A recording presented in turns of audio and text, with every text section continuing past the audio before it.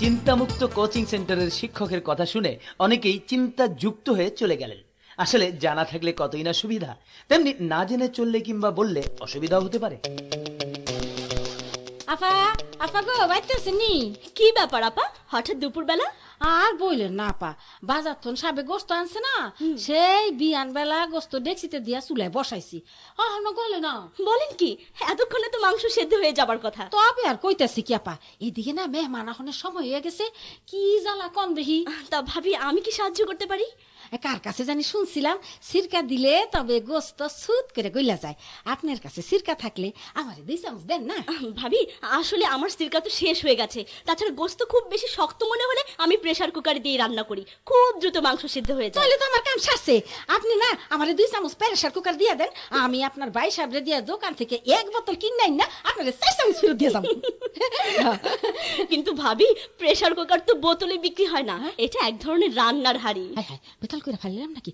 ও বুঝছি বুঝছি, দেখছি মাইনে হাড়ি, তাহলে আমি হনসাই বাড়ি। এই সরল মহিলা তার ভুল বুঝতে পেরে লজ্জিত হলেন।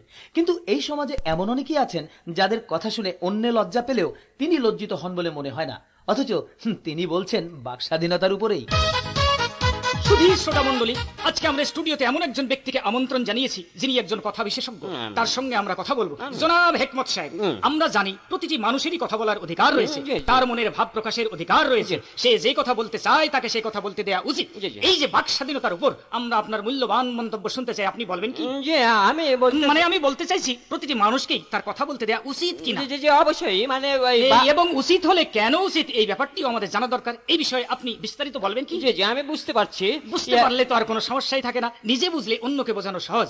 আপনি আমাদের বাক স্বাধীনতার ব্যাপারে সংক্ষেপে বুঝিয়ে বলবেন। জি বলবো, কারণ স্বল্পভাষী মানুষকে তো সবাই পছন্দ করে। জি আমি জানি, এবার আমার কথা বলি। নিশ্চয়ই বলবেন, কারণ কথা হচ্ছে এমন একটি জিনিস বা বিষয়, একা বলে গেলেই চলবে না, অন্যের কথাও শুনতে হবে। অন্যেরটা না শুনলে নিজেরটা বললে একতরফা হয়ে যাবে। জি আমি বুঝতে পারছি, এবার আমি বলি। অবশ্যই বলবেন, বলবার জন্যই আজকে আপনাকে আমন্ত্রণ জানিয়েছি। আপনাকে বলতেই হবে, আপনি বলবেন, আমরা শুনবো। আমাকে বলতে দিন। কেন দেব না? কারণ বাক স্বাধীনতা বা কথা বলার অধিকার প্রতিটি মানুষেরই রয়েছে। মানুষের বিভিন্ন রকম কথাও আছে, যেমন ধরুন কারো মুখে গানের কথা, কারো অভিমানের কথা, কারো শুধু কথার কথা, কারো বুকে ব্যথার কথা।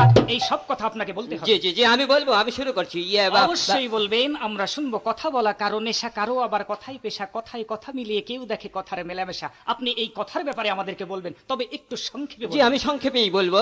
কারণ যে বেশি কথা বলে তার কথার মধ্যে বোকামি প্রকাশ পায়। I mean he is an idiot. সেজন্য জ্ঞানীরা বলে নিজে কম বলো, অন্যকে বলতে দাও। আশা করি আমি কি বোঝাতে চাই আপনি বুঝতে পারছেন। জি জি জি I know, yes I know। বাক স্বাধীনতা হচ্ছে, তাই বলে নিজে বলে যাব অন্যকে বলতে দেব না, সেটা কিন্তু ঠিক নয়। সেজন্য আজকে আমাদের আলোচ্য বিষয় বাক স্বাধীনতা, অর্থাৎ কথা বলার অধিকার। আজ আপনি বলবেন, আমরা শুনবো। Clear clear clear.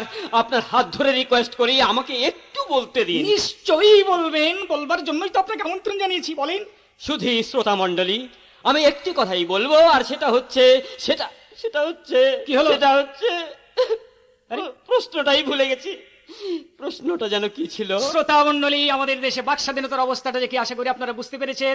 এইভাবে চলতে থাকলে আমাদের ক্যাসেটের ফিতা শেষ হয়ে যাবে। আপনাকে আসার জন্য অনেক ধন্যবাদ। আবার দেখা হবে। খোদা হাফেজ। ধন্যবাদ।